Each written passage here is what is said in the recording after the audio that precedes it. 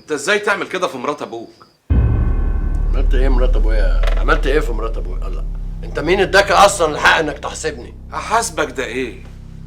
ده انت قتلت ابنها. انا مش هحاسبك، ده انا هفضحك قدام الناس كلها اولهم ابوك. تفضحني انا؟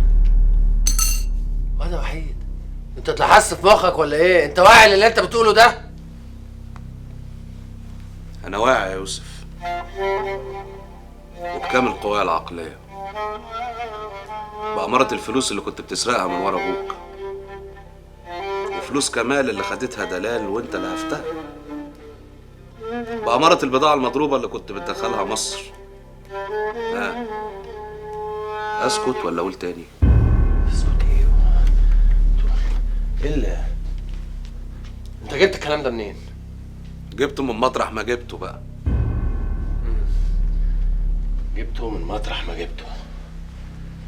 عامل فيها. وانت عايز ايه بقى دلوقتي؟ هطلع على جتتك القديم والجديد، بس نخلص من موضوع خطف الحاج ده اللي مش فاهمين منه حاجة.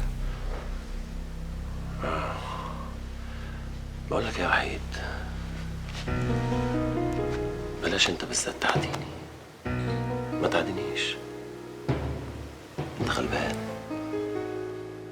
وما تخليش العقربة اللي اسمها دلال دي تلعب لك في دماغك. انا عارف ان هي اللي مسخناك. بلاش. لو في كلمة واحدة في اللي أنا قلتها دي غلط رد عليا، هي مستعدة تواجهك. تواجه ايه ومستعدة ايه انت عبيط؟ دي حرامية يا ابني، دي متجوزة ابوك عشان تقلبه. ما هي لقت اللي بيقلبه كتير، قالت يعني هي جت عليا. أنت اللي شجعتها يا يوسف. شجعت ايه الكلام اللي انت بتقوله ده؟ انت تعرف ايه عن شغلنا؟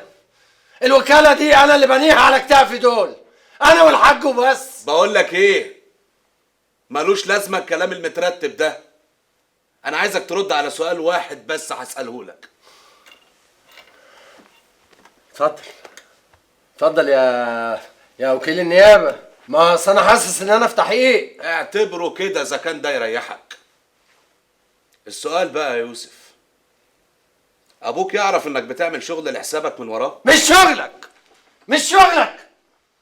الوحيد اللي من حقه انه يسألني السؤال ده هو الحاج وبس. ماشي يا يوسف، ماشي.